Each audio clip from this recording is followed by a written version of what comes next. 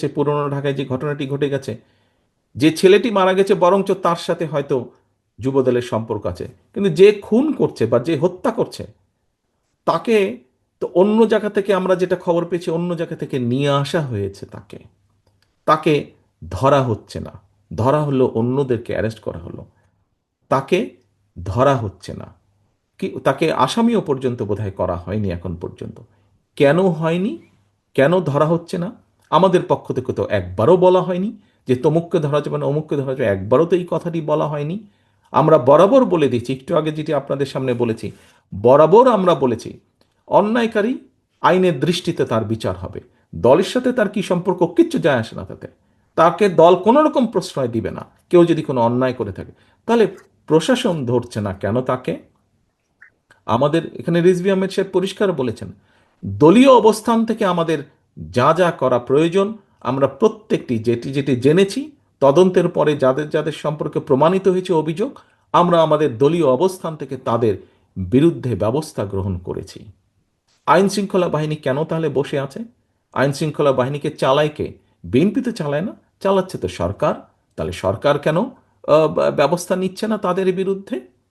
সেটি দলেরই হোক বা সেটি অন্য কোনো লোকই হোক, কেন ব্যবস্থা নিচ্ছে না? প্রিয় উপস্থিতিবৃন্দ, দেখুন,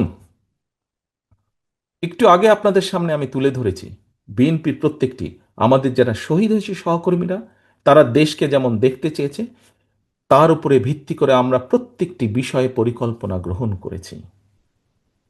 কিন্তু একটি শব্দ প্রায় বক্তব্যের উঠে আসে, ষড়যন্ত্র। যা আগে বলেছিলাম 8 মাস 7 মাস আগে, তা এখনো বলছি। শুধু আমি একা বলছি না, যারা বিবেকবান সচেতন মানুষ, দেশপ্রেমিক মানুষ, প্রত্যেকটি মানুষ বলছেন এই কথাটা। নতুন করে ষড়যন্ত্র আবার শুরু হয়েছে। একটু আগে আমি বলেছি বিএনপি তার অভিজ্ঞতার আলোকে বলেছে সংস্কার কোনটি উচিত হবে, কোনটি উচিত হবে না, বা কি মতামত। কারণ বিএনপি দায়িত্ববোধ থেকে বলেছে।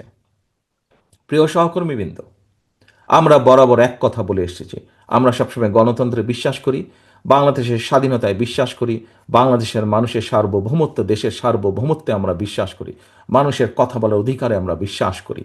বিএনপি তার জন্ম থেকে বলেছে, বিএনপি বহুদলীয় গণতন্ত্রে বিশ্বাস করে। এই কথাটি শুধু বলেনি, এই কথাটি প্রমাণ করে দেখিয়েছে।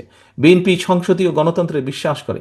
বিএনপি শুধু বলেইনি, দেশনেত্রী খালেদা জিয়ার সময় আমরা এটি প্রমাণ করে দিয়েছি প্রেসিডেন্সিয়াল ফর্ম থেকে পার্লামেন্টারিয়ান ফর্মে কনভার্ট করার মাধ্যমে।